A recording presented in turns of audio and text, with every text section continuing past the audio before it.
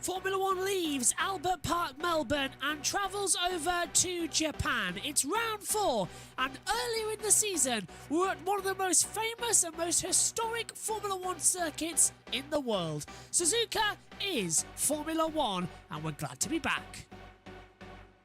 It's the 4th round of the 2024 calendar. After Verstappen dominating in Bahrain and Saudi, it now goes Australia to Sainz. Japan is here before 2 weeks we're in China. Then it's back over to Miami. The European season begins in Emilia-Romagna in mid-May, followed then by Monaco. Canada takes a brief trip over and stops the European season before Spain, Austria and Great Britain leads us to the halfway stage of the year. Hungary and Belgium take us to the summer break before the Netherlands and Italy, followed then by Azerbaijan, round out the European season. Singapore then takes us with the United States, Mexico, Sao Paulo, then Vegas before returning to the deserts with Qatar and Abu Dhabi to round out the season. Max Verstappen leads the championship by just 4 points coming into this weekend to Charles Leclerc in second. Sergio Perez is third on 46, a point back to Leclerc. Carlos Sainz, victor last time out, now moves into 40. Oscar Piastri and Lando Norris have McLaren 5-6 before George Russell puts it in 7th, ahead of the 2 Aston Martins of Fernando Alonso and Lance Stroll, and Lewis Hamilton down in 10th position, only on 8 points. Yuki Tsunoda has 11th with 6. He's tied with Oliver Behrman. Then we get Nico Hülkenberg and Kevin Magnussen on 3 and 1. Albon, Zhou, Ricciardo, Ocon, Gasly, Bottas and Sargent still no points this season. In the Constructors' Championship, Red Bull also lead the championship by just 4 points to Ferrari, 97 to 93. McLaren have holding off easily to that of Mercedes, who only have 26 compared to McLaren's 55. It's Mercedes in a battle with Aston Martin, a point between them. Visa Cash Up RB have 2 points cleared to Haas, before Williams, Sauber and Alpine still pointless this season.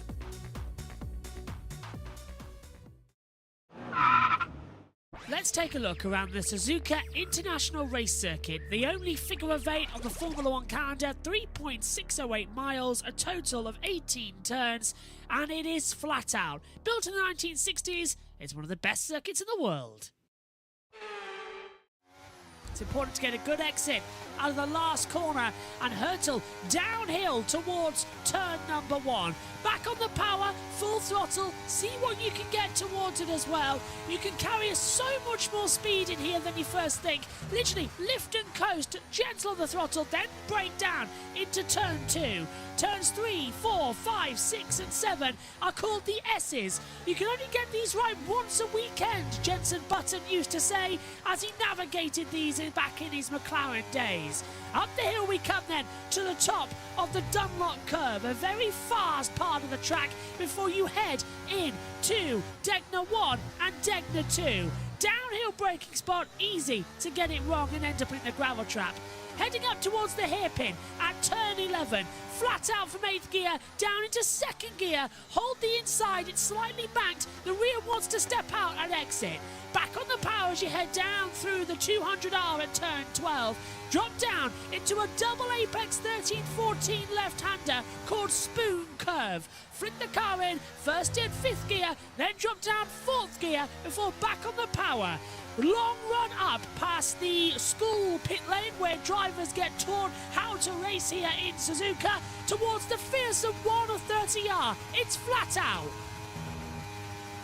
Ride the curve at the exit as you hurtle down towards the braking zone, into the Casio triangle, and then smoothly on the throttle, downhill towards the finish line. Put on the power maximum, and that is a lap of the Suzuka International Race Circuit here in Japan.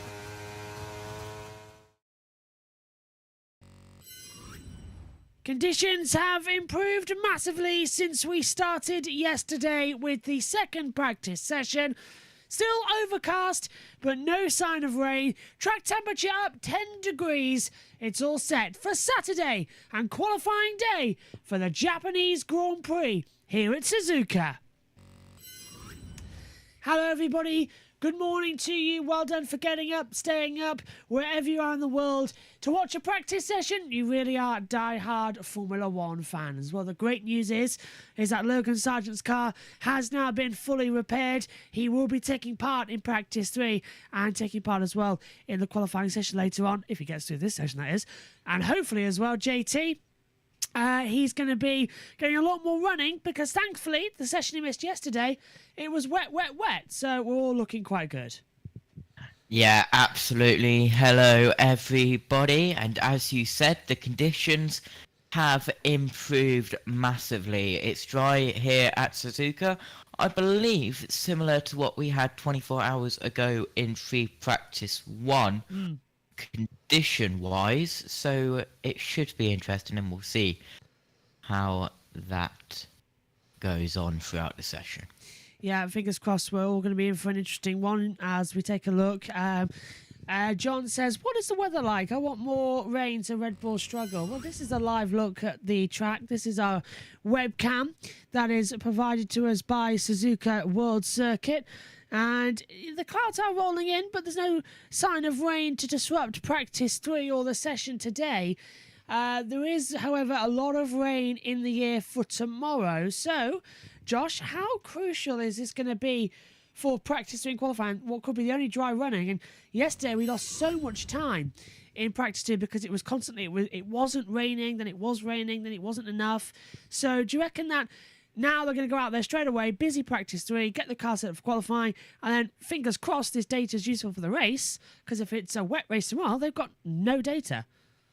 Yeah, absolutely. If that is the case, well, on Sunday morning, we'll be going into a little bit of the unknown with only stuff from previous years that they've got in the information with all of that as well. But it's important to get out for this free practice 3 session, especially losing a practice session in free practice 2 yesterday afternoon over there in Japan. And yeah, we'll see. And there is Logan Sargent getting ready into the car, hopefully not gonna bin it once more. We've got our fingers crossed, haven't we, that that's going to be the case and they're not going to throw it down the order. The Japanese fans are here as well. They are loving the atmosphere. They are loving this wonderful circuit. In fact, I think it's more packed out today than it ever has been. Here's the coverage details ahead of us then. Practice 3 coming your way shortly. Qualifying, that's from 6:45 a.m. British summer time. The race on Sunday will on air 5 a.m. Lights out at 6 a.m. as well for all of the action here as well. And don't forget also, we've got NASCAR on Sunday evening as well. So a double bill of entertainment that you can join us throughout the weekend. We should have had the MotoGP Argentine Grand Prix, but that got cancelled as well due to political changes in the region. Okay, we're getting set then for the session to start and the atmosphere to begin. Fingers crossed it's going to be a good one as the conditions improve. It's the third practice session for the Japanese Grand Prix. Let's head up to commentary and the start of the session.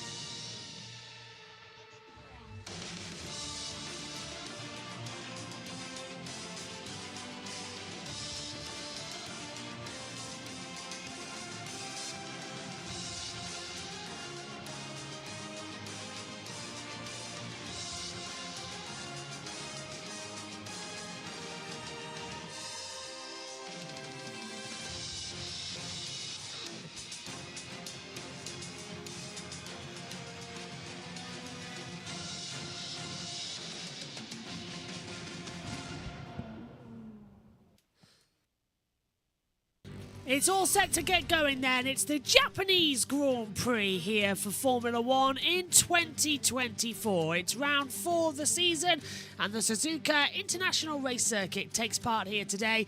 And it is in better conditions than what we experienced yesterday in the interesting FP2 session, which was very much up and down. The fans stayed with it and we're all ready to go. It's a 5.807 kilometre circuit, 18 turns in total. Sector 1 with the S's, Sector 2 with the Dunlop curve and Degners up to the hairpin. Sector 3 sees Spoon curve all the way down through the 130R, the Casio triangle as well. Elevation change here at 40.44 metres. Brings with it the hardest Pirelli tyre compounds as well on the board. The C1 hard, the C2 medium, the C3 soft. The medium is about 0.6 lap slower. The hard, a full second lap slower. And just in case we need them, it's green for the intermediate and blue for the full wet weather tyre as well. Some damp patches down the start-finish straight here, but the track has pretty much dried out. 3.2 km/h wind speed, track temperature 25 degrees, air temperature 17 degrees, 68% humidity coming through at the moment as well. And we should get, JT, a calm session here for the remaining day. And we're back in business, aren't we? So hello, welcome to you, and let's see what we've got then ahead of the final practice session and a very crucial qualifying later on, because for once we can say this, the championship is so close. Yeah, absolutely. Hello everybody once again, getting ready for a free practice feed. Track is dry, but there's a few damp patches along the start finish straight just at pit exit, but that won't affect the drivers that much or even at all. They're so small, and the ratio to dry track to wet track is absolutely massive. Way more dry track than wet track, different to what we saw yesterday in free practice 2. Lewis Hamilton just getting ready in the Mercedes garage, and it's 51 points for Verstappen, 47 for Leclerc, 46 for Perez, 40 for Sainz. It really is changing up at the moment, isn't it? In the Constructors' Championship, it's 4 points between them as well. Red Bull on 97, Ferrari 93, McLaren, Mercedes on 55 as well. And then we get Mercedes and Aston Martin separated by just a point. Only 26 points from Mercedes in the opening 3 Grand Prix, JT. It's a shadow of their former self, but a double DNF last time out, an engine failure for Lewis Hamilton, and then that spectacular accident for George Russell in the last lap of the race. They are in serious trouble, which means Toto Wolff has cancelled his plans to not attend this race, and now he is attending the Grand Prix because they're in emergency measures going forward. Yeah, absolutely. Not the best weekend at Australia last time out for the Mercedes team, and we'll have to see and keep an eye on Lewis Hamilton because he's moving to Ferrari next year, but also keep an eye on the seat that he's taken. Carlos Sainz, winner last time out in Australia. Did Ferrari make the wrong decision? That's the question that everyone's going to be asking themselves. What exactly is his business? What exactly are we going to see from him throughout this remainder of Yeah, okay. Just a small technical glitch on our headset there. We're back now. Yeah, what exactly are we going to see from him in the remainder of the season, where he's driving completely for his own accord? Medium tyres going on there as well. The brand spanking new medium tyres with the glossy approach because they haven't had a run so far. Many of the fans here in Japan still wearing the face masks, as it's more of a tradition over here as well. Green light goes on and we are underway for the final practice session here for the Japanese Grand Prix. Max Verstappen getting told over the radio exactly when he needs to bolt out the pit lane. Verstappen, Bottas, Zhou all coming out there on the circuit as well. And finally, JT, we can get this session underway and we can head down quickly to Tech Rabbits. But I'm optimistic. And optimistic we're going to see a lot of running. Dried out from yesterday, but still, as we've been saying in the build-up, lots of questions to be answered. I'm expecting a few quick runs first of all, and then some long runs. The teams need to understand how the C3, the soft tyre, the red stripe soft tyre, goes in race conditions. For some cars, it's too delicate to do a long stint on. With some cars, it's a really, really nice race tyre. So Mercedes need to understand whether it's going to grain up. Ferrari need to understand whether it's going to grain up. Same for Red Bull. And McLaren needs some answers as well. But I'm seeing no action from Piastri and Lando. Oh. This is really weird because everybody else understands the immediacy of needing to get on with it. Long runs, short runs, everything they didn't do yesterday, but the drivers haven't even showed up in the McLaren garage, and instead all we've got is some fans with some excellent Oscar pastry and we love papayas with Andrea Stella's head and Lando's head and Oscar's head on some genuine actual papayas. So while we're waiting for McLaren drivers, we can be doing with some great work by the McLaren fans here. Thanks, Ted. Carlos Sainz heading out there onto the circuit now, as well as the green light is underway, and everybody out there on dry tyres, JT, including we've got Bottas and Zhou out there on soft compound tyres. They're testing straight away, and everyone else said they're only on mediums. That's the C2 tyre compound, as here's the McLarens walking in now. A bit of a surprise is that they're not straight out there this morning, and yeah, they are taking a very chill morning to this Grand Prix. Yep, Lando Norris incoming to the garage, just going past the Paddock Club.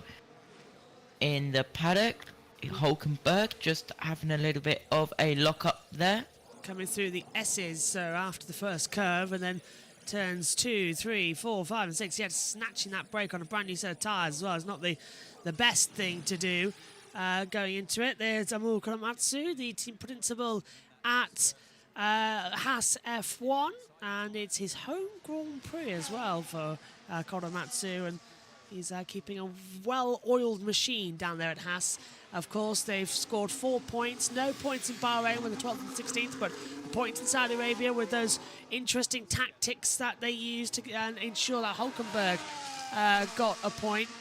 No, so Magnussen got a point, sorry, in Saudi. And then in Australia, Hulkenberg picked up 2 points on the board too. Magnussen only picked up the 1 in that one. I've got that the right way around, just reading the wrong notes, because Magnussen's on 1 point from Australia P10. Hulkenberg got 10th, in Saudi, and off goes, as I was saying, Kevin Magnussen, down at the hairpin. So, yeah, not the best idea. He's looked like he's had a snap on the brakes. Yeah, absolutely. Of course, just the Haas is having a few problems this early stages of free practice 3. Yeah, and he's destroyed those tyres. Got the new geometric camera on there as well coming into it. So you're seeing a new angle on the Haas, but yeah, not too great. Wonderful here, a team radio in a second or two from that. But we have got a replay here, JT. Let's take a look at how he did it. Yes, up at the hairpin, just gets a little bit of a slide and drifts on the grass. And into the gravel. He got very lucky that he didn't have to red flag the session there, because he properly beached it. Turned it in, lost the rear. Oh, and it's an old school track, this, built in back in 1960s as well, so it really does bite when it comes into it. 1962 it opened for business. And it's gravel everywhere. We've got some radio. Let's hear from Magnussen. This is when the pit lane started.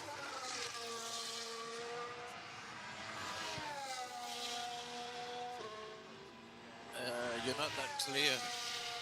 Just check. Copy that. Any better? Not ready. Okay, understood. Yeah, so just checking whether or not it was better or not, and he isn't. For some unknown reason. Don't know why JT was like at 1,000,000 miles an hour on his vocal cords. Let's hear from Kevin Magnussen again on the radio. They don't want to play these team radios now that we've got them back. Here it is again. GX3, please, Kev. GX3. And let's hear from Charles Leclerc. I'm having to double click these. No, maybe even triple. What's going on? Come on, play. Well, we have win phase 11, 10 kph. And let's hear from George Russell. I'm to Trying read. to feel a bit more front than yesterday. Much more front than yesterday. As Hamilton does a 1:30.065, goes fastest. Verstappen second, 1:30.265. Exactly 2 tenths between the top two at the moment. Perez third, followed then by Leclerc and Bottas, and I think JT as well. A nice opening session we're having so far. Yeah, absolutely. Russell just going down towards the 130 arc and up towards the triangle. Stroll and Alonso on an outlap. Albon, Sargent, Ricciardo. Yeah, mirrors are vibrating quite a bit. Understood. Yeah, did you get that, JT? Yeah. Yeah, mirrors vibrating just a little bit. So we'll adjust that. Don't know what is happening to the server at the moment in the Discord. There we go. Behave, come on. So again, from Carlos Sainz. So Charles Leclerc, he's got some radio for us. And we need multifunction ERS position 10 when you can. ERS position 10.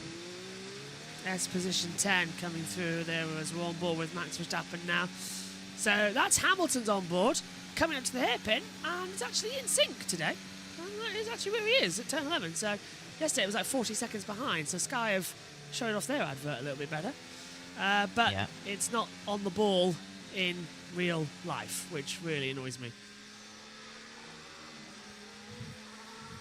Track will be clear, so at the moment, missing turn 1, then 67, and the rest is lap is coming together. That was from Alonso. Hulkenberg is 5 seconds back. That's from Perez. You can see on the driver track with Bottas coming in behind as well.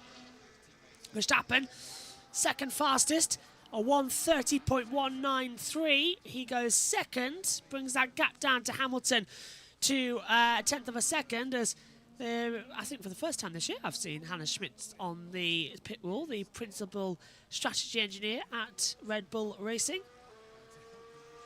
And of course Hamilton's out there, 2-lap-old soft compound tyres, Verstappen 4-lap-old medium, Perez on 3-lap-old mediums as well, so they are just keeping their tyres differential between them at the moment, just making sure everything is safe to go forward as we see the two Ferraris now. 10 seconds between them two as Sainz comes round Spoon curve, and you can hear him having a little bit of a slide and just keeping it on the circuit. Leclerc's coming into Spoon now through 13 and 14, takes it through on the inside line nicely. Hamilton's up towards line, I think he's boxed. Yep, Hamilton boxes. Magnussen does start lap because he was 2:32 on that last lap time. Alonso goes 6th as Perez starts a lap time, so Alonso 1:31.409.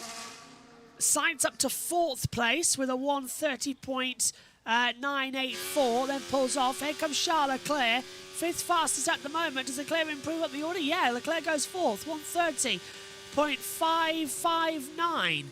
So we've got Hamilton topping at the moment in the pit lane. Then everybody else out in the circuit, bar Norris, Gasly, Ocon, Piastri. Those at the bottom of the circuit, but Albon's just on a pit out. So is Sargent. So the two Williamses are coming out in the circuit on out laps, as well as Tsunoda and Ricciardo, who are coming up to the start line now to start pushing. So this is it then, JT. As Ted said at the beginning of the session, a lot of push in the beginning, and then it'll quiet down into some long runs. These are the quali sims. Oh, here's Checo. Drohover. What the f*** again? The drivability. Have a look, please. To try. JT. Yeah, so Perez not happy with the drivability of his car. Hamilton went straight through the pit lane, so they either did a moving pit stop practice or a practice start at the end of the pit lane. I can't see on the tyre data what tyre he's on currently, Josh. Same one. Do you have it? Yeah, same okay, so soft it's tyre. a practice start at the end of the pit lane then. Yeah. As Hulkenberg goes into the pit, still no action from Norris, Gasly, Ocon or Piastri down there. Bottas goes across the line, 5th with a 1:30.791. Tsunoda and Ricciardo are just 6 seconds based on the circuit. Zoe goes 7th. The two RBs flying through. Ricciardo and Tsunoda separated by about 6 seconds on the circuit. Tsunoda's into the 130R now. Ricciardo is just behind him on the driver tracker as they filter in, flick the car through. And this should be a very quick time for Sonoda, but he is going to catch the back of Albon. Albon's gone out of the way. I think he's coming into the pit lane, that's why. Sonoda goes 8th fastest. There's Albon starting at time. What about Ricciardo? He's 15th. Does he improve? 9th. Perez? I'm struggling a lot in the low speed. The ride in the low speed is so cool. Okay, let's keep up the pace and we'll box this lap. Drivability and in Yeah, not great, is it? I've got a massive problem with my nose. It won't stop sneezing. It's like I need to regroup because I never got a drink because I was bullied out of the thing. So I've got this ridiculous Professor Pepe again. Oh, Wasser in the RB garage there, looking on. A little bit of a twitch there for Sargent. He's got Flovis paint on the right-hand side of his car as he's out on track, currently 16th. And he's on a lap. SV has said, why is Red Bull and Ferrari so much faster than McLaren? At the moment, McLaren have brought upgrades to this circuit. Last year they were faster. Of course, we had podiums for the first time for Oscar Piastri, finishing in 3rd position. Lando Norris finished 2nd here last year. But hopefully the car's going to improve coming into qualifying. But Ferrari seemed to have the pace ahead of everybody as well in the race on Sunday. Even whether Max's problem was start of the race or not, Sainz had that pace advantage throughout the Grand Prix. So, I don't know. Do you think McLaren can get up there, JT? It's definitely a possibility, of course. Last year we've seen that they were off the pace, but then they brought some upgrades and they were fighting for podiums and getting podiums and even a sprint race win. As we see inside the Red Bull pit box, as Perez is on a lap time. He hasn't boxed this lap, as his radio said the previous lap, as it's Hamilton top for 130.065. Leclerc's just pitted in 4th. Strange that they didn't box him as well on this lap. They as you said, they said that he was coming in, but he hasn't come in. Verstappen still Maybe second. he'll come in this lap. So next car is pushing is Russell. 16 seconds back, high fuel. So yeah, the high fuel laps have begun on here. Sainz has done a 131.001, so he's just on the cusp of still pushing, but I think he's coming into the pit lane. Perez has pitted. Yeah. So Hamilton, Perez, Leclerc, Bottas, Zhou, Hülkenberg, Magnussen, and then Norris, Gasly, Ocon in the pit lane. Here's Albon's radio. I just have zero confidence in the car. And that is never. That's always a positive sign, isn't it? As well? And a twitch from Verstappen out the last corner. Purple sector 3, yellow sector 1 and 2. But yeah, Albon. That's never a good thing to hear over the radio, as Piastri's woken up from his birthday sleep and is on an out lap. Absolutely. For Oscar Piastri, born on the 6th of April 2001. He celebrates today his 23rd birthday. Happy birthday to him, as Checo having a moment at Degner 2 as well, just running it wide a little bit. Commentary lineup for the rest of the weekend. We've got JT in the box for practice 3. Jess Ball joins us for qualifying in the race. Kieran McGinley is with us for qualifying. Jackson Lambrose is with us for the Grand Prix tomorrow on Sunday morning. So that's how it's working out so far for Japan. Omi's back with us in China. If you're wondering where he is as well, he'll be in for the sprint race and the Grand Prix, as well as Megan being in the box as well. So Piastri now, JT, McLaren running out of kilter to everybody else to ensure some clear track running. This now, as I think Norris is on pit out. No, hang on, that's Gasly pit out. We're going to see Piastri now pushing hard. Yep, so Piastri on a lap time, Gasly on an out lap. Same with Norris, so you were correct about that. Same with Ocon, so everyone is now out on track. All 20 cars have been out on track at least once today in the past 15 minutes. Perez, the drivability was a lot better on that lap. Is he still in the pit lane? Yeah, he is. So that's a very old message. coming through there.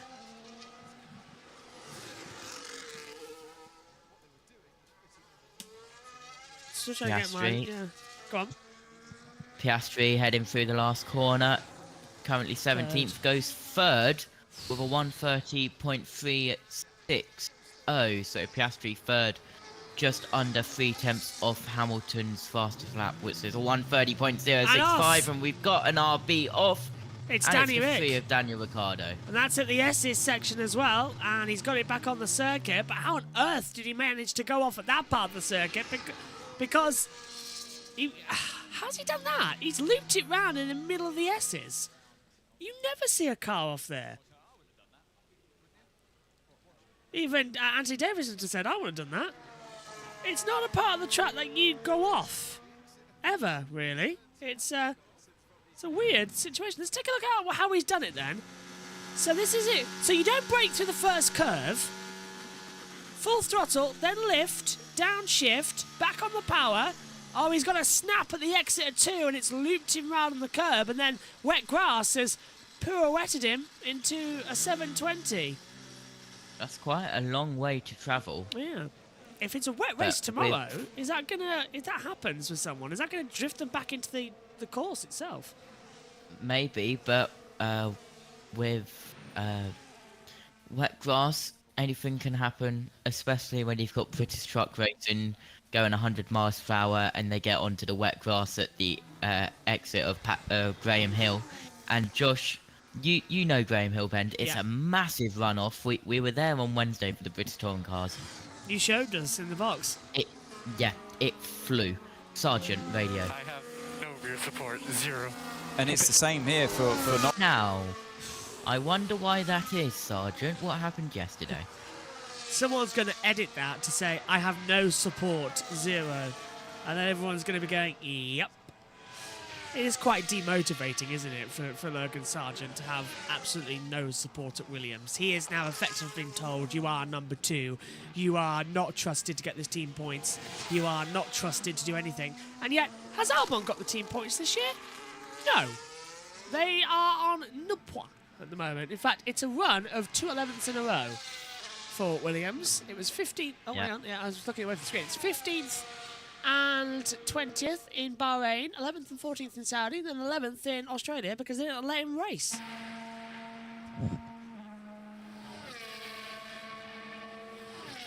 So both Williams is having those issues then, because Albon also reporting a few moments ago from him had 0 problems in the car. But go on. Yeah, Norris on a lap time, just gone through the 130R, going through the triangle now up towards the final corner.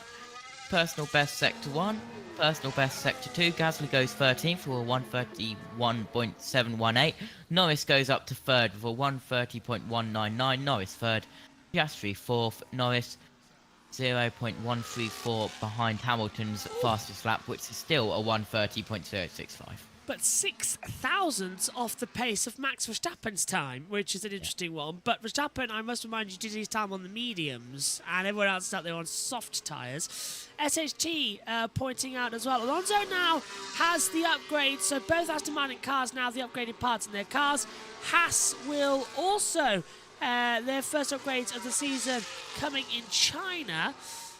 K-Mag has scored points in Japan only once, so it's career with a P8 in 2017. That is correct.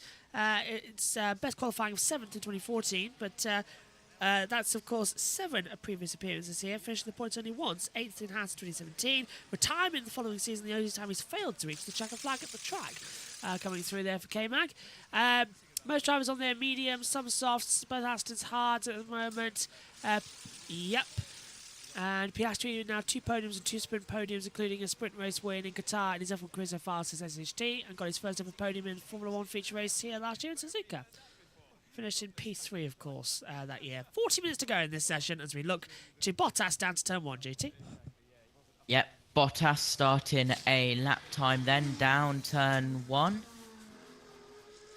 Lifts off up through the S's now. At 2, 3, 4, 5, and then up turn 6. I love this part of the track at Dunlop. it invites you to put your foot down as well, because it's a gradient uphill and you just full throttle. Degner, one of the best corners in the world, as we head down to Ted. Now the upgrades all fitted to Fernando's car overnight, so he'll have something to think about, whether the car was different from Friday first practice when it was dry to how it feels now.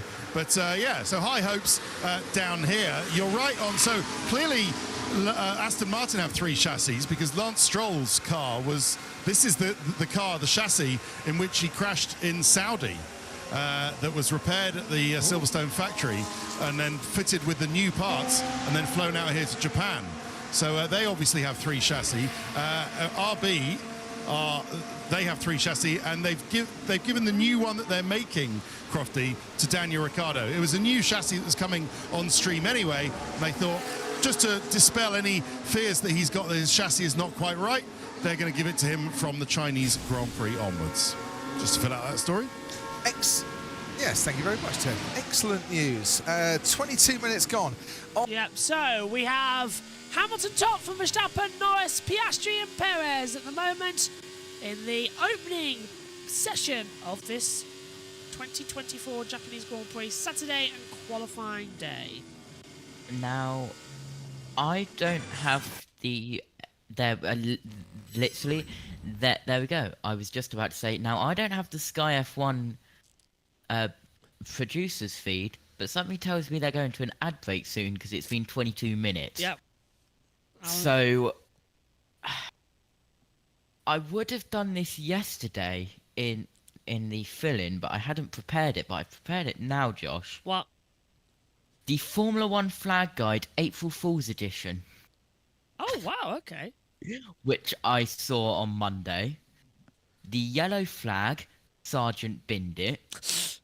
Oh, that's harsh. The green flag, track is cleared after binning it. Checkered flag, Verstappen crossed the finish line. Yep, pretty accurate. Red flag, someone binned it too hard. Sergeant again, probably. Yep. Blue flag, Verstappen approaching. Black and white flag, last warning before Ocon penalty. 5-second time penalty for Esteban Ocon. Black flag, you can't drive anymore. Nikita Mazepin? That'd be his car? Meatball flag, Magnussen needs to repair his car. Sadly, he's got the highest bill count already this year, hasn't he? Something along those lines. And the lack of a Teason flag. Sorry, yeah, we had Esteban Ocon. Yeah, we just missed that from Esteban Ocon. But through the miracle of multiview, we've got it here. Let's listen. Yeah. No, look at the bouncing a little bit. I think it's increased. Okay, understood. We'll check that. So look at the bouncing, it's increased. So the proportion again has hit Esteban Ocon as he comes into the Casio triangle on the medium. But go on. The lack of a Teason flag, high risk of spin or binning it, and probably the most evil one, the white flag, Alpine on track. Oh. Yeah, that one is harsh. I agree with that one. That is very, very harsh. Because there's actually 3 teams that haven't scored any World Championship points, and that is, as I said, Williams, Sauber and Alpine. But Alpine have had the worst. 17th and 18th in Bahrain, 13th and out in Saudi, and 13th and 16th in Australia. Compared to that to Williams and Sauber's results, then they are net last on finishing positions alone of the averages. So that's what's happening. Then again, they are half a second slower than what they were last year. That is also true, yeah. And with hopefully as well, this session will give us an idea of what to pick for our F1 fantasy leagues. I've already done mine. Have you? You've gone brave after just practice 1. Yes, and I didn't even watch practice 1. That's very brave. I went on what I remembered from previous years and what I could do with my budget cap. I need to get rid of Sauber, and I think put Haas back in. Haas are delivering a lot. So, yeah. I think I've gone double Haas. Yeah, I'm thinking the same thing. because I'm not going to I go may double have even gone Verstappen. triple Haas. Double Verstappen cost me in Australia. Everybody who had Verstappen lost the F1 Fantasy League. And on the F1 Live commentary team, Laura Winter has taken the lead because she didn't pick Verstappen and doubled somebody else. So got a lot of points on the board. I'm on triple Haas this weekend. Oh, you've gone brave. And I've got I've got rid of Sauber and I've added a Haas. Well, they're out there doing long runs. Let's fire up F1 Fantasy as we see Fernando Alonso. Oh, here's Verstappen's radio. A lot of understeer. Okay, understood. I love understeer as well. Alonso. I wanted Go on.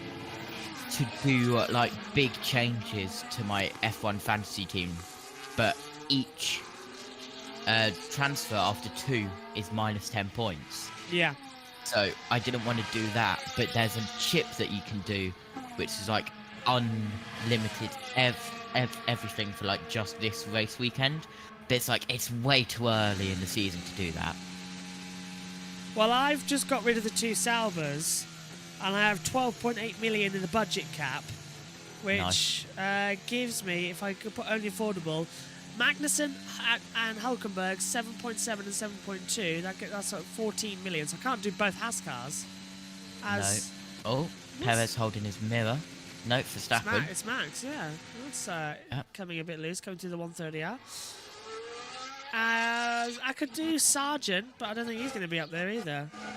I think I'll have to take somebody else. So, which one? A Magnussen or a Hulkenberg? What I think is that, like, last time out in Australia, that was kind of like one that I had to waste to set up my team for the coming up weekends, because you can only do like two free transfers. So there's always going to be that one weekend like where you transfer your team and set it up for like the next races coming up. So I think Australia was that for me. But I mean, Verstappen, Albon, Alonso, K-Mag and Hulk with Red Bull and Haas, I think that's pretty strong for this weekend. And then that sets me up for China and the races coming up. Strategy is key, Josh. Well, I'm gonna get rid of Zhou Guan Yu, which gives me 6.9 million in the budget cap. And I'm going to have to... I can't add anybody else in. This is ridiculous. Do the teams count as well? To the budget? Yeah. Yes. No, to the free transfers? Yes. Oh. Because something tells me, Josh, that you may have to use a chip. Yeah, because this is not going to work. Because also I've got Albon, and I don't want Albon in there. Also, something tells me that you've put yourself in a little bit of a sticky situation here, Josh, especially with Megan choosing. And she's not even awake. That's another problem as well, is the fact that she's not here coming into it. Bradley Lord? I think we've missed him because we were talking. Oh no, they've just stoned him. Let's go down a bit. Of that car set up for when he goes out, because otherwise you're going into it a bit blind, no? I mean, they're pretty similar on setup anyway. There were a few sort of tickles overnight after the sim work that happened back in Brackley, which you know a lot more about than me, Anne. Yeah, I don't think he'll particularly be looking to make setup changes after this run. It'll be a question of getting a feel for the balance and sort of getting the front flap angle and things right for that single lap on the soft, and just getting a feel for the tyre ahead of qualifying. So, but yeah, as I say, they generally run reasonably close on setup. There's not been any big changes since yesterday, because they were both happy with the car balance and happy with it in the high speed and the low speed. Give us an insight, Bradley, if you can, going back to Australia and more pertinently, what might happen today, between what happens at the end of FP3 and then into qualifying. So in Australia, you were right up there in FP3, and then qualifying, you know, Lewis, the pace just disappeared. He was out in Q2. What do you change? What do you do as a team that could facilitate, you know, a difference in pace like that? And what might you be thinking of today?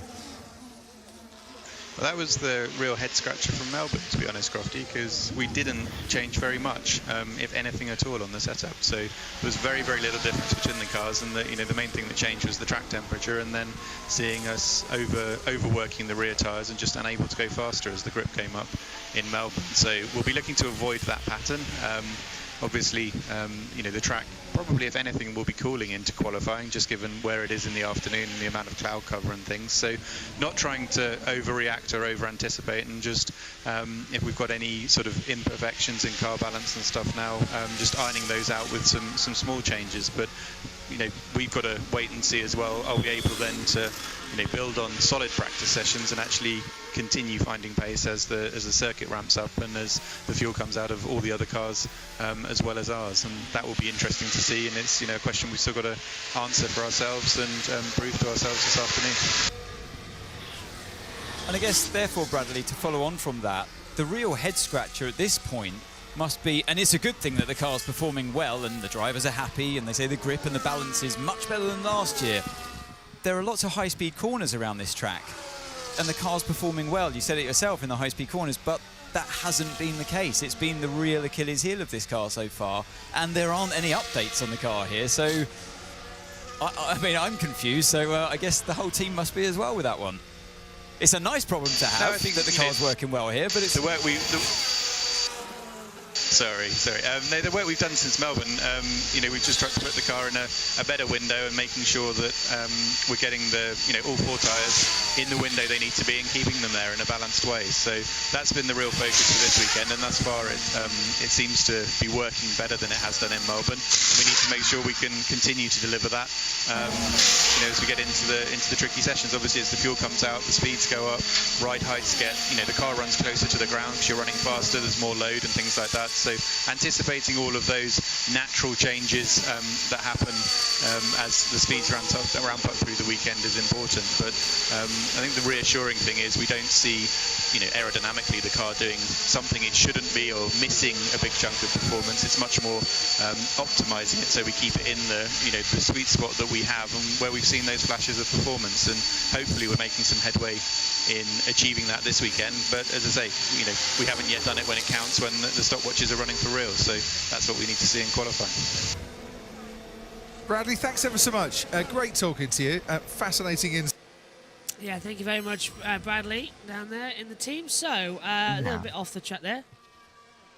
I'm desperately trying to get this sorted. I am looking at your fantasy team. I'm screwed. From Australia.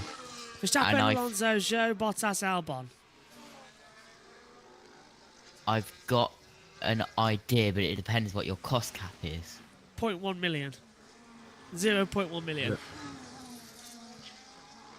This is the problem. See, yeah, because me looking at that is that I would remove Zhou and Bottas, But that doesn't give you enough money.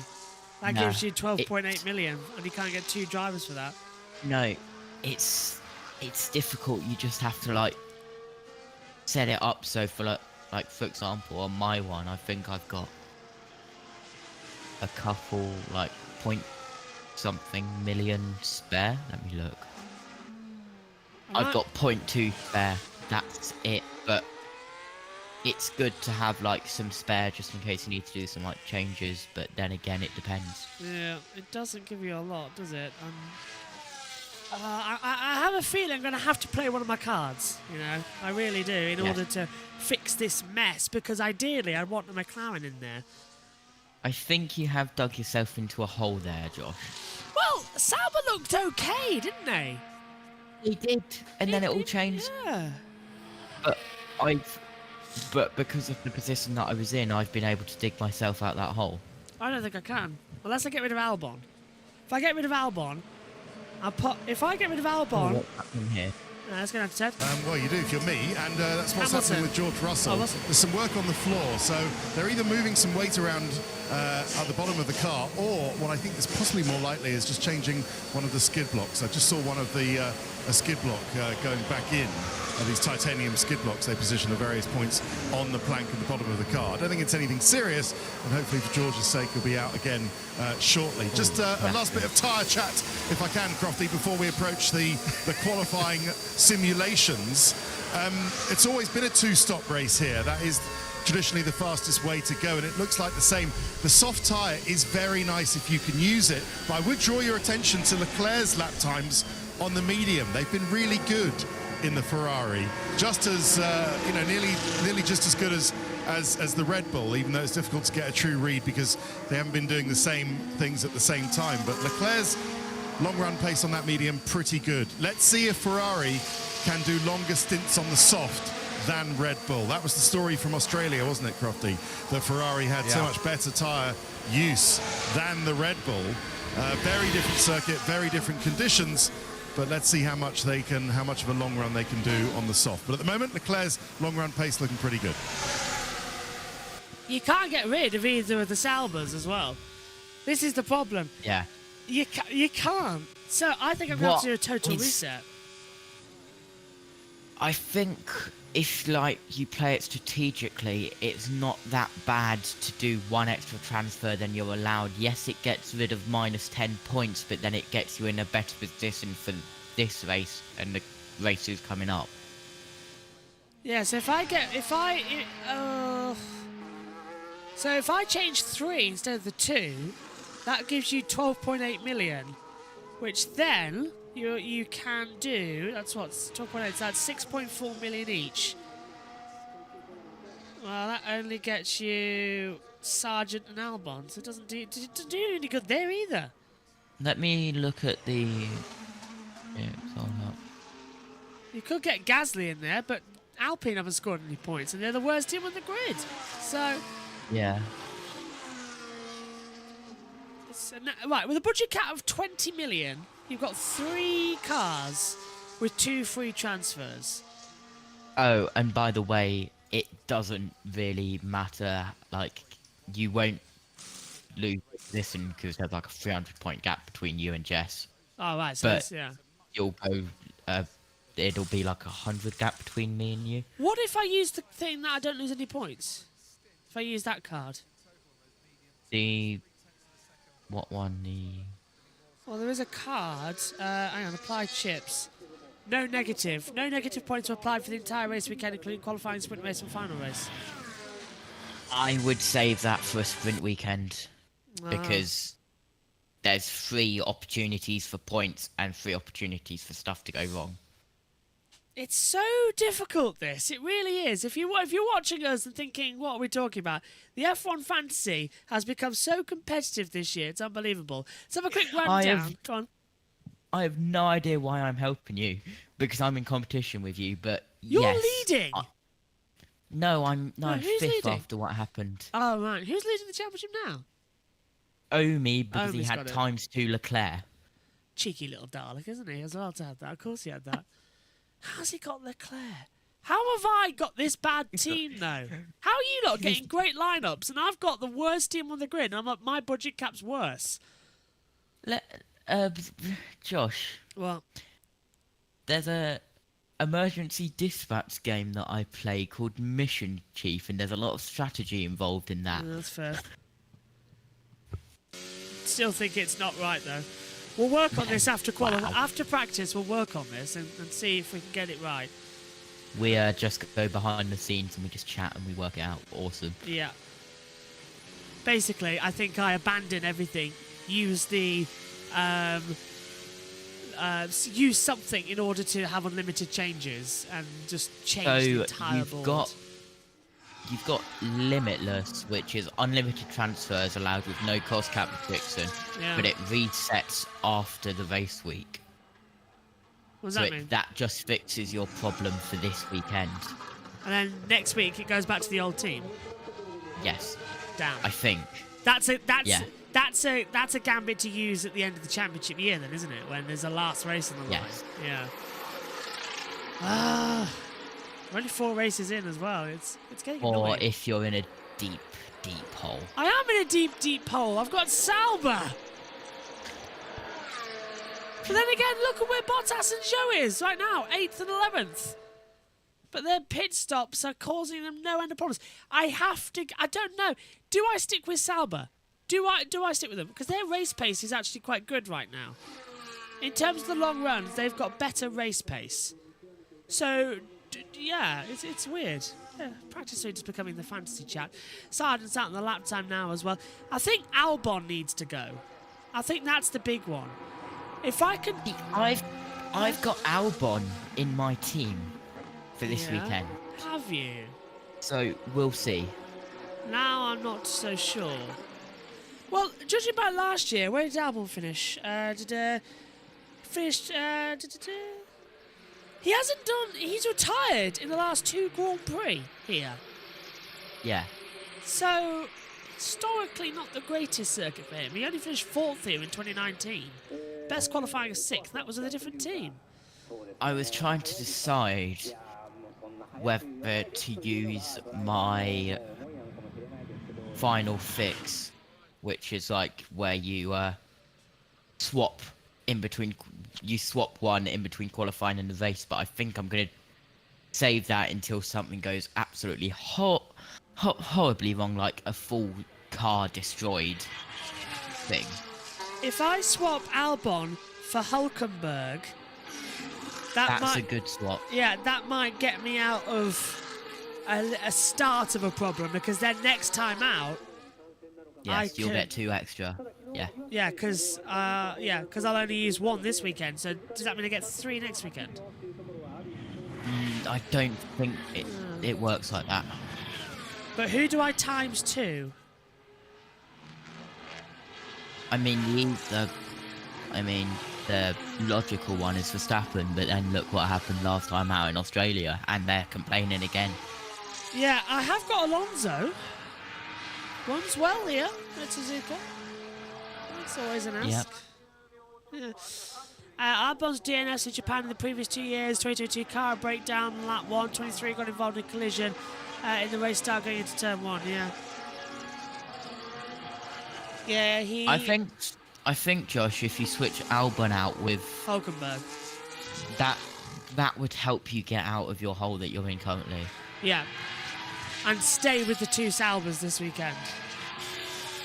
Yeah, and then you can... Because if you switch to Hulkenberg, it's the same amount. Yeah, 7.2. Yeah. Yeah. Direct swap. Max Verstappen lost 0.7 million after his DNF in Australia. I've got Verstappen, Alonso, Joe Bottas and Hulkenberg. Now, I really wanted Alonso in there, but looking at it, I think it might be time to maybe switch him out for Piastri. Yeah. What's Piastri at? Piastri is 19.7, so 3 mil extra. Yeah. Which would mean big changes to your other team. But it's... Putting someone like Sargent in there. Yeah. I think the way to work it is like you change your team gradually over weekends, but keep drivers in that are doing well. So obviously keep Verstappen. Alonso's been doing okay. I've changed Albon to Hulkenberg. That's a great shout. Hulkenberg, of course, running on 3 points ahead of Magnussen's 1. Just gotta, and then pray that Sauber have an okay weekend compared to them. Yeah. Now, in terms of, can you DRS boost teams? No, you cannot. Oh, damn. So I've got... That would be way too overpowered. Yeah. I've got Verstappen with ×2 on DRS. Alonso, Zhou, Bottas and Hulkenberg. And then for the teams, I've got Red Bull and Haas. I think that's the only one I can go with. Unless I change Haas for somebody in the team. But I don't think there's anyone you can change Haas with. You haven't really talked about teams. We've talked about drivers, but if you remove Red Bull and throw in a Ferrari or McLaren, you still get the points with Max, don't you? So, yeah, but then you don't get Perez's points along with Verstappen's for the teams. Yeah. So would it be worth maybe changing Haas? Haas is 7.2 million. That gives me 7.3 in the standings. Let me have a quick look and see what. Well, you can either have Haas, Williams, or Sauber. So I think you've really got to stick with Haas, haven't you? Yeah. Right. So the only 2 cars out on track are the 2 Williams of Sargent and Albon. Yeah. And that's about it, really, isn't it, at the moment, as we take a look back on Yeah. the full screen. Here they are now, actually, as well, coming through. The Casio triangle for Alexander Albon, and Sargent's at turn 7 on the monitor. I think I'm going to have to confirm it, JT. Do you reckon that's it? That's the running order? Yeah, how many changes have you done? Just one, Hulkenberg. Nice. I've continued it. You're about to make one change, Albon to Hulkenberg. Confirmed changes. There we go. One free transfer remaining. Budget cap still at 0.1 million. I'm going to have to change that going into the remaining races. Yeah. It's too much. Too much. 13 minutes to go in this session. Let's give you a rundown if you're listening to us as well. What's going on in this session? Hamilton's the fastest on a 130.065. Also have no idea what we're going on about if you're listening to us, not watching us. That is true, yeah. Hamilton top, 130.065. Verstappen second. Then it's Norris and Piastri, third and fourth. Perez is fifth. Leclerc sixth. Tsunoda seventh. Bottas is eighth. Alonso ninth. And Sainz rounds out the top 10. Zhou's in 11th. Then followed by Ricciardo in 12th. Stroll's 13th. Gasly's 14th. Hulkenberg 15th. Ocon 16th. Sargent 17th. Albon 18th. Magnussen 19th. And Russell takes part in 20th position, but having a floor change. And he's just now left the pit lane as well. Albon through the 130R. Yeah, I think it's wise to maybe remove Williams from the equation for a while and add Haas back in. Yeah. And then just work and just pray Sauber do well. And then maybe gradually, as you say, change the lineup as... Oh, okay. Albon's just gone third. Sorry, sixth fastest. 135.33. Get him back! Get him back! Get him back! That's alarming. Car sounds throaty out there as well. Did you hear it? It sounded like an 80s car. Yeah. Very throaty. Mike's too close to the exhaust. It gives that rumble effect over the end of it. There's Russell coming through Spoon at 13 and 14. Just making sure everything's okay. Track temperature 26.9 now. Air temperature 17.4. Track's risen by 1.9 degree across the past 50 minutes of the session. Wind has picked up though, 8.6 meters per second. And let's take a quick look, shall we, at what the circuit looks like right now. A few grey clouds out there, JT, but it's just overcast. It looks quite okay still. Yeah, I don't think it's going to rain. I just think it's clouds. Yeah. I hope it's just clouds. Rain more likely tomorrow, isn't it, really? Yes. For race day. Which will make it interesting. Oh, it's going to be an interesting Grand Prix for sure. You don't want to miss it. Could be the best of the season.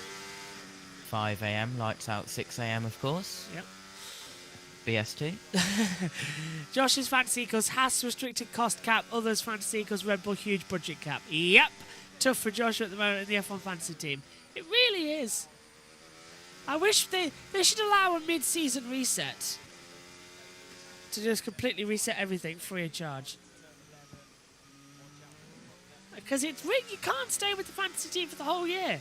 And only allowed 2 changes per weekend. I mean, that's so bad. Because you're tied into the budget cap. I think if I'm going to win this, I have to be strategic and get rid of Verstappen. I think that's what I've got to do, you know. And then put in the Ferraris, the McLarens and all that lot. And I think that's the only thing. Because if Verstappen taking up 28 million in the budget cap just isn't on. And yeah, yeah. I've got a feeling you're just going to have to just cope with a couple of minus 10 points to get it sorted. Yeah. Russell, 129.918, fastest of all. Go stop.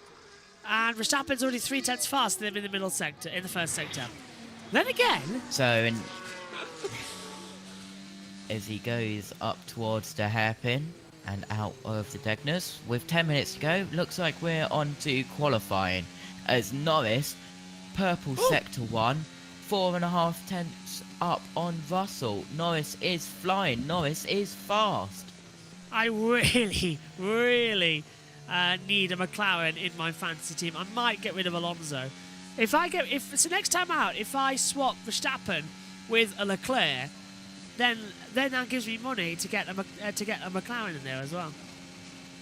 So I can have Leclerc and Piastri or Leclerc and Norris in the team. Verstappen and time has to gone those. down to 2 tenths faster as he bounces and jumps across the curbs at the triangle. He comes out the final corner. Oh, of course he does. goes top by 3.5 tenths, so 129.563.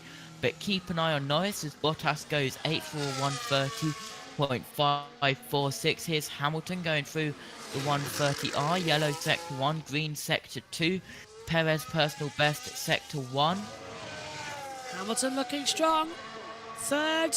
Stays third, 130.037. But Improved on time, not position. yeah, where's Norris?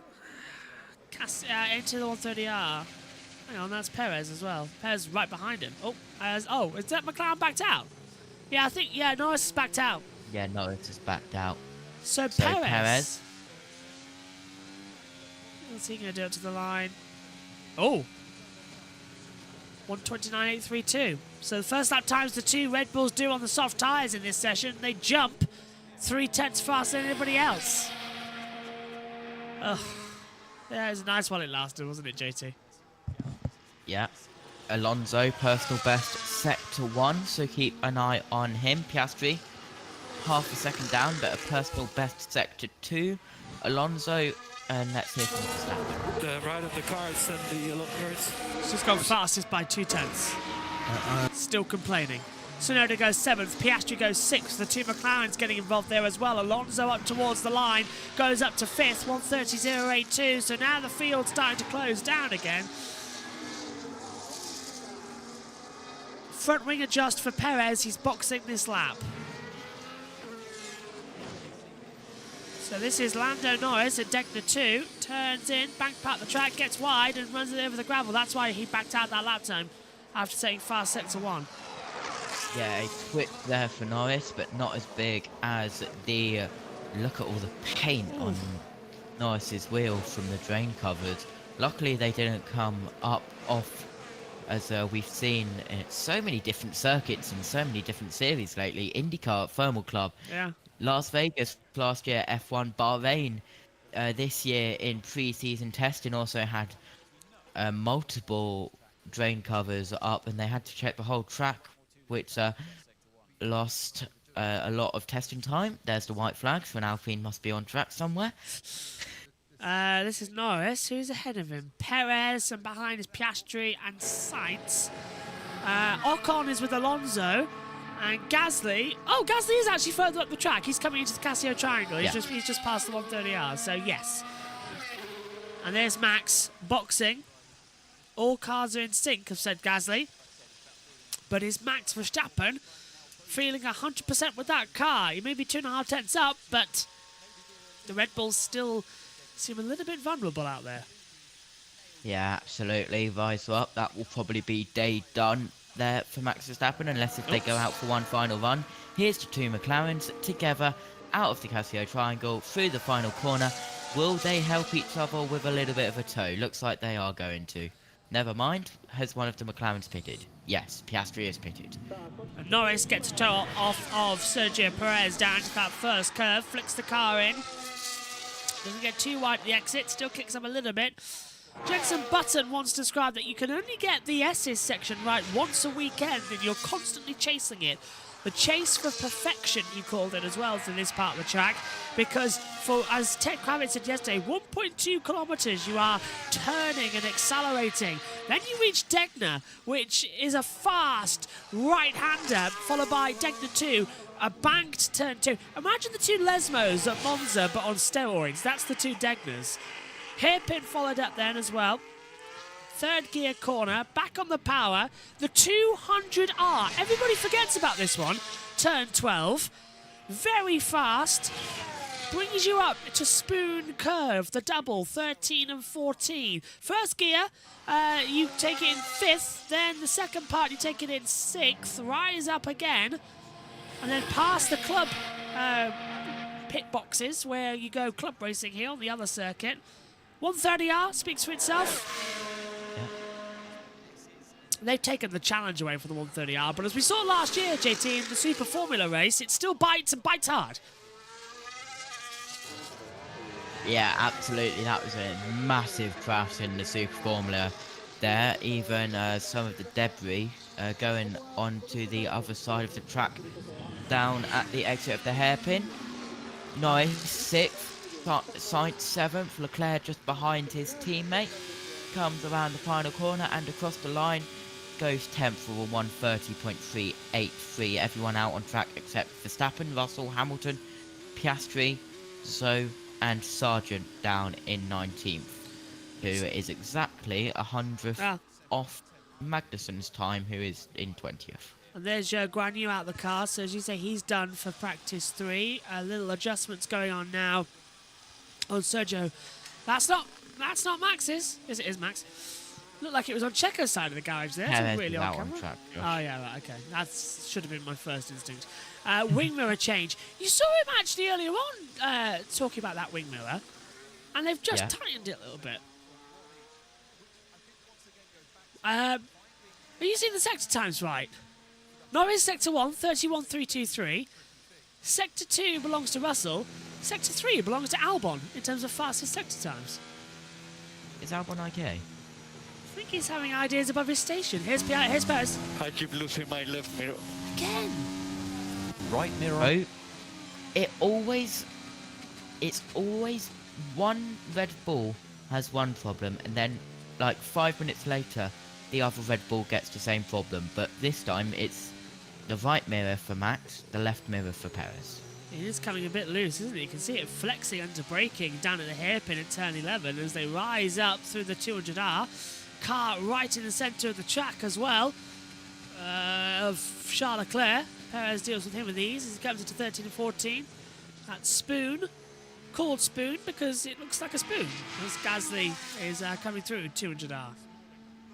Ted's got news. Also gone. Suzuka, they name their corners literally 130R, 200R spoon curve. Yeah.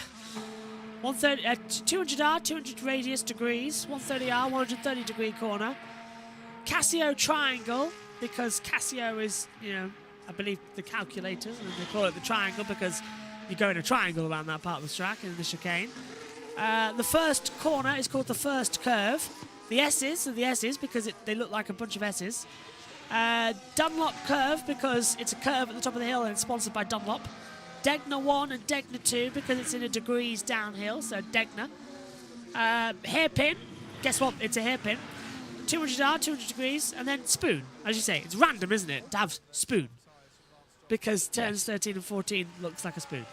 But then again, the Japanese do like their maths. They do like their maths, yes. And also being funny, it seems. It's their version of being funny. By every part of the track is named after what it is, and then all of a sudden you get spoon. It's funny part of the track, that one actually. Great corner to drive though on the sim. Oh god, yeah. This entire track is one of my Suzuka's one of my favourite races of the calendar. I'm glad it's actually earlier on in the year, and it's because actually. It's a little bit warmer in the UK this morning. It really is. It's not as cold during the night. It's bright earlier, and we're not in GMT. We're in British summertime. So, but in fact, if I look at my comment box now, it's just starting to get light. So, and if I look behind you, JT, it's not for you. No. But it is for me. That's a bit weird. But if I look behind you, yeah. UK, that is true. Like. You'll get it soon then. What time is sunrise? Hang on a minute. 1 hour, 50 minutes away. So someone must have a torch on for this to be like this. It's probably across the road. They've got this really bright porch light that flashes right into my bedroom window. It's very annoying. Sunrise is at 6:30 for me. Mine is at 6:20. So it's 10 minutes difference. So it'll be light by the time we go qualifying later at 7 a.m. Yeah. Which is weird because the Japanese Grand Prix is usually in the dark. It's at 6 a.m. in the pitch black, but it's going to be, dawn when the race starts tomorrow. So it really is bizarre. Getting on the paint, so is Hulkenberg. Hulkenberg gets away with no green paint, but Stroll's tyres Well, they're definitely dry tyres, but he's making them look like inters. I'm just saying, you know, I'm a bit annoyed that I've changed to Hulkenberg and he's down in 16th position where Albon's in 11th. I'm not exactly 100% sure on that.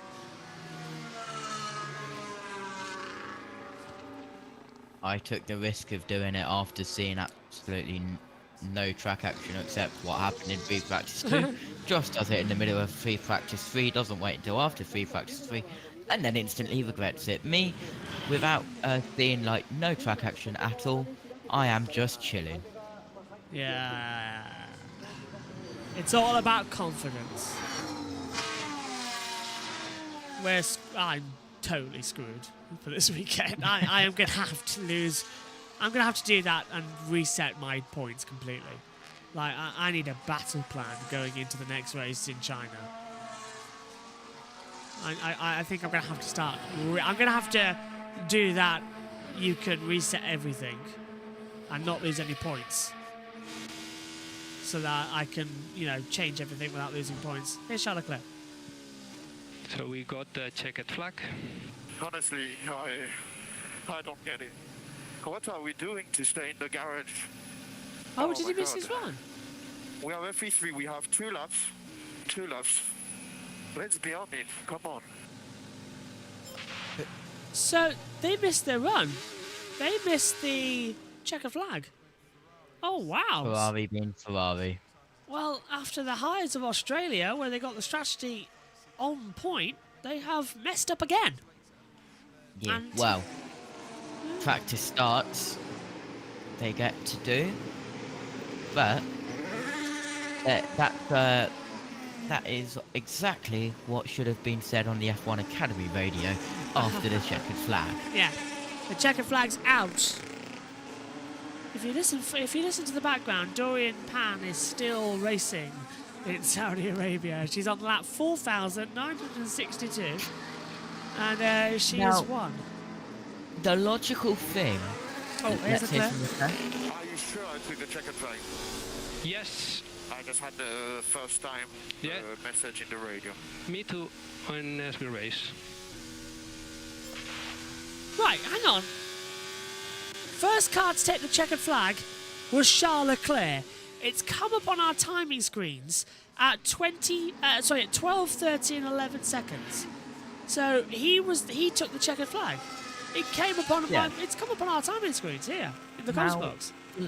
The logical thing is for the radio, the engineer to go checkered flag, P1, P1. It even happens in F123 and F124. Yeah. If a sim can do it, a real person can do it.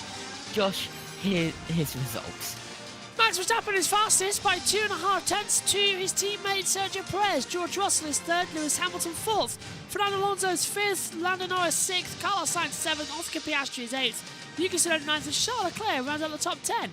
Alexander Albon is 11th with Valtteri Bottas in 12th, Daniel Ricciardo is 13th, Esteban Ocon's 14th, Joe Grenier 15th, Nico Hulkenberg is 16th, Pierre Gasly 17th, Lance Stroll 18th, 19th Logan Sargent, Kevin Magnussen down in 20th place.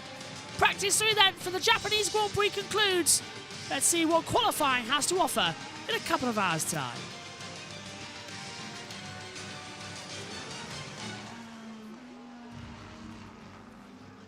So the practice starts continue and we all wait to see exactly what's going to happen here at Suzuka. The clouds just beginning to break up and sunshine almost coming into the back of the circuit as well. A reminder, qualifying coming away from 6 a.m. here today for all the action. That will be on Sky Sports F1. You can join us on our feed, our transmission starting at 6:45 a.m.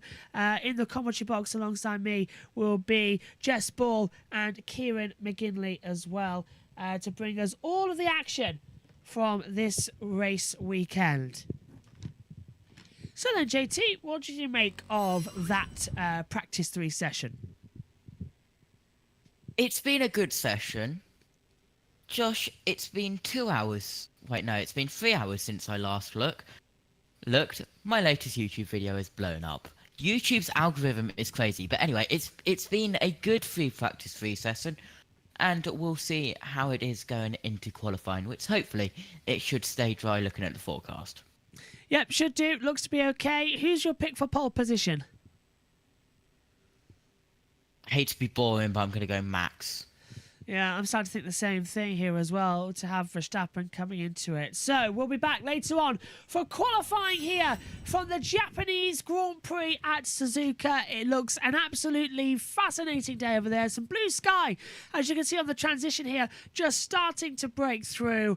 And will we see Red Bull take their top spot here? Can they take a 1-2 on Honda's home soil? Join us to find out. 6:45 British summertime for the Japanese Grand Prix qualifying. And thanks to Josh Team and thanks to all of you at home. We'll see you later on. Bye-bye.